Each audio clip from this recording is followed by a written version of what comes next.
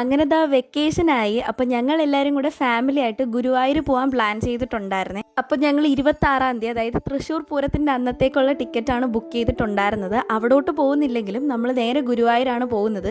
Train sleeper ആയിരുന്നു, അതുകൊണ്ട് നല്ല രീതിക്ക് ഉറങ്ങി. പിന്നെ അവിടെ നിന്ന് ബസ്സിലാണ് നമ്മൾ ഗുരുവായൂർ പോയത്.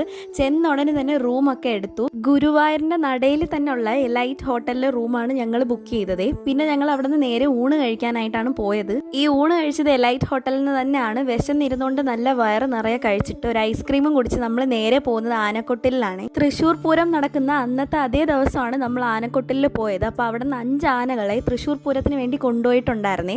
ബാക്കി കുറച്ച് ആനകളെയാണ് ഈ കാണിക്കുന്നത്. ഇതിൽ ഈ ഡാൻസ് കളിക്കുന്ന ആനയാണ് ഏറ്റവും കൂടുതൽ ഹൈലൈറ്റ്. ഇവിടെ നിന്ന് ഇറങ്ങി നേരെ റൂമിൽ പോയി കുളിച്ച് ഫ്രഷ് ആയിട്ട് അമ്പലത്തിനകത്ത് കയറിയേ. അവിടെ പിന്നെ ഫോൺ അലൗഡ് അല്ലാത്തതുകൊണ്ട് കുറച്ച് വീഡിയോസ് മാത്രമേ എടുക്കാനായിട്ട് പറ്റുള്ളൂ. അന്നത്തെ ദിവസം തന്നെ ദൈവത്തിന്റെ സമ്മാനമായിട്ട് ഞങ്ങൾക്കൊരു നെറ്റിപ്പട്ടം കിട്ടിയിട്ടുണ്ടായിരുന്നേ. ലേലം വഴിയാണ് അത് കിട്ടിയത്. അപ്പോൾ അന്നത്തെ ദിവസം റൂമിൽ പോയി ഉറങ്ങിയിട്ട് പിറ്റേന്നായപ്പോൾ ഞങ്ങൾ ഇതാ ഫുഡൊക്കെ കഴിച്ചിട്ട് നേരെ ട്രെയിൻ കയറി തിരിച്ച് തിരുവനന്തപുരത്തോട്ട് വരികയാണ്. അപ്പോൾ ഇത്രയേ ഉള്ളേ.